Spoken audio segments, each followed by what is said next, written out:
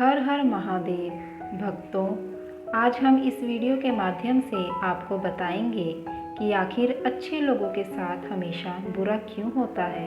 इसके पीछे क्या रहस्य है, जिसका वर्णन भगवद गीता में भगवान कृष्ण ने विस्तार से किया है। मित्रों, आपने भी देखा, यह महसूस किया होगा कि आपके आसपास धर्म, कर्म और पूजा पाठ में लीन रहने वाले लोगों की ज़िंदगी खुशहाल नहीं होती, बल्कि जितने की दुष्ट और अधर्मी लोगों की होती है।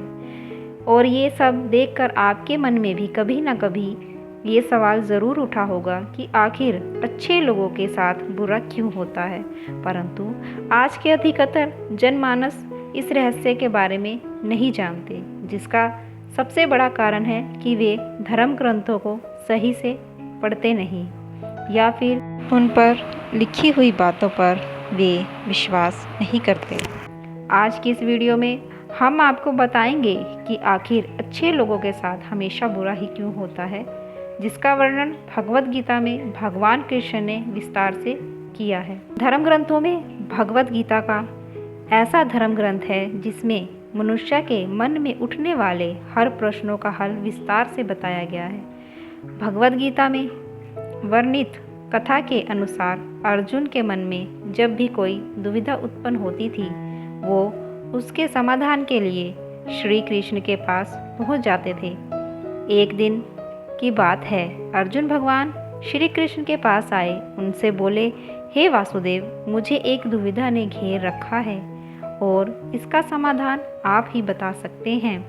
तब श्री कृष्ण ने अर्जुन से कहा, हे धनंजय, आपके मन की दुविधा विस्तार से बताओ, तब मैं तुम्हें उसका हल बताऊंगा। तब अर्जुन बोले, हे नारायण, कृपा कर मुझे ये बताइए कि अच्छे लोगों के साथ हमेशा बुरा ही क्यों होता है, जबकि बुरे लोग हमेशा खुशहाल दिखते हैं। अर्जुन की मुख से ऐसी बात सुनकर श्री कृष्ण मुस्कुराते हुए बोले, हे पार्थ, मनुष्य जैसा दिखता है या फिर महसूस करता है, वास्तव में वैसा कुछ नहीं होता, बल्कि अज्ञानता वश वह सच्चाई को समझ नहीं पाता।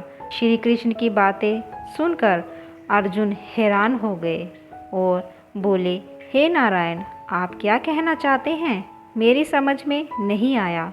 तब श्री कृष्ण बोले, अब मैं तुम्हें एक कथा सुनाता हूँ, जिसे जानने के बाद तुम समझ जाओगे कि हर एक प्राणी को उसके कर्म के हिसाब से ही फल मिलता है। अर्थात जो बुरा कर्म करता है उसे बुरा फल मिलता है, और जो अच्छा कर्म करता है उसे अच्छा कर्म मिलता है, उसे अच्छा फल मिलता है।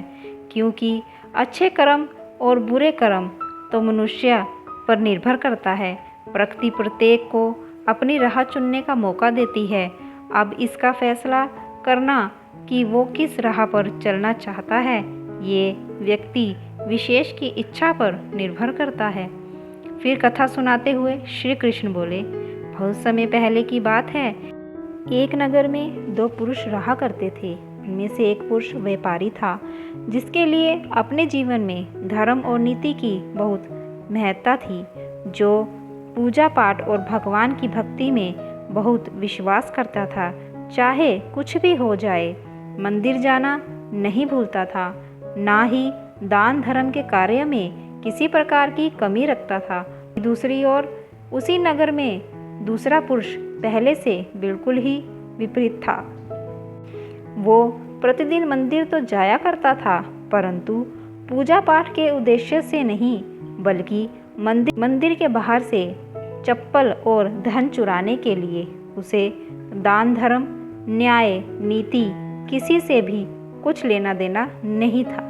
इसी तरह समय बीतता गया और एक दिन उस नगर में जोर की बारिश हो रही थी, जिसकी वजह से उस दिन नगर के मंदिर में पंडित के अलावा कोई नहीं था।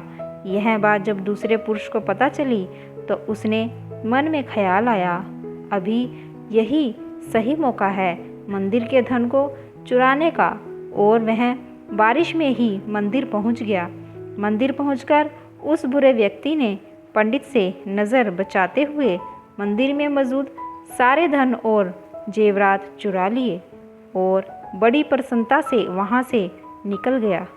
उसी समय धर्म कर्म में विश्वास करने वाला व्यापारी भी मंदिर पहुंचा और भगवान के दर्शन किए। दुर्भाग्य से मंदिर का पुजारी उस भले व्यापारी को ही चोर समझ बैठे और शोर मचाने लगा।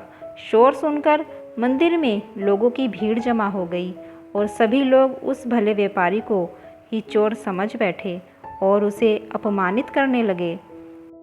यह देखकर उस भले व्यक्ति हैरान हो गया और उसे समझ नहीं आ रहा था कि उसके साथ क्या हो रहा है। फिर वह किसी तरह लोगों से बचता हुआ उस मंदिर से निकल गया, लेकिन दुर्भाग्य ने उसका साथ वहीं नहीं छोड़ा। मंदिर से बाहर निकलते ही वह एक गाड़ी से टकरा गया और घायल हो गया। फिर वह व्यापारी लंगड़ाते हुए घर को जाने लगा। तभी रास्ते में उसकी मुलाकात उस दुष्ट व्यक्ति से हुई जिसने मंदिर का सारा धन चोरी किया था। वह झूमता नाचता हुआ जोर जोर से बोलते हुए जा रहा था कि आज तो मेरी समत ही चमक गई, एक साथ वो भी इतना सारा धन मिल गया। जब व्यापारी ने उस दुष्ट आदमी की ये बात सुनी तो उसे बहुत हैरानी हुई और क्रोधित हो उसने अपने घर जाते ही भगवान की सारी फोटो निकालकर फेंक दी और भगवान से नाराज होते हुए अपना जीवन व्यतीत करने लगा। कुछ समय पश्चात दोनों ही व्यक्तियों की मृत्यु हो गई और दोनों यमराज की सभा में पहुँचे।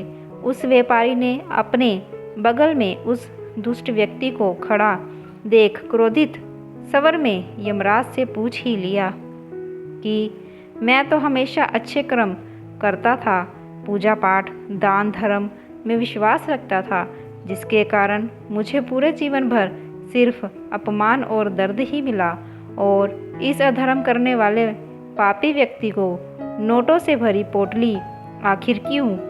इस पर यमराज ने उस व्यापारी को बताया कि पुत्र तुम गलत सोच रहे हो। जिस दिन तुम्हें गाड़ी से टक्कर लगी थी वास्तव में उस दिन तुम्हारे जीवन का आखिरी दिन था, परंतु तुम्हारे किए गए अच्छे कर्मों के कारण ही तुम्हारी मृत्यु एक छोटी सी चोट में परिवर्तित हो गई। और इस दुष्ट व्यक्ति के बारे में जानना चाहते हो तो पुत्र दरअसल इसके भाग्य में राजयोग था जो कि इसके दुष्कर्मों और अधर्म के कारण एक छोटे से धन की पोटली में परिवर्तित हो गया। श्री कृष्ण अर्जुन को ये कथा सुनाने के बाद कहते हैं, पार्थ क्या तुम्हें अब तुम्हारे प्रश्न का उत्तर मिल पाया? ऐसा सोचना ही भगवान लोगों के अच्छे कर्मों को नज़रअंदाज कर रहा है, ये बिल्कुल भी सत्य नहीं है।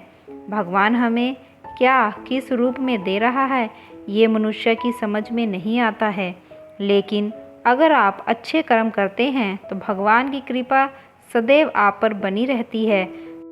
इसीलिए मनुष्य को चाहिए कि वह जीवन में अच्छे कर्म करते हैं। भगवान श्री कृष्ण गीता में भी बताया है कि किसी के द्वारा किया गया कर्म बेकार कभी नहीं जाता, भले ही कर्म अच्छा हो या बुरा। प्यारे भक्तों, अगर कथा सुनाते हुए मुझसे कोई भूल हो गई हो तो मुझे इसके लिए क्षमा करें, और अगर आपको ये कथा अच्छी लगी हो तो कृपा करके हमारे चैनल को सब्सक्राइब करें और इस कथा को लाइक करके आगे शेयर करें। भगवान शिव सदैव आपके साथ हैं। हर हर महादेव।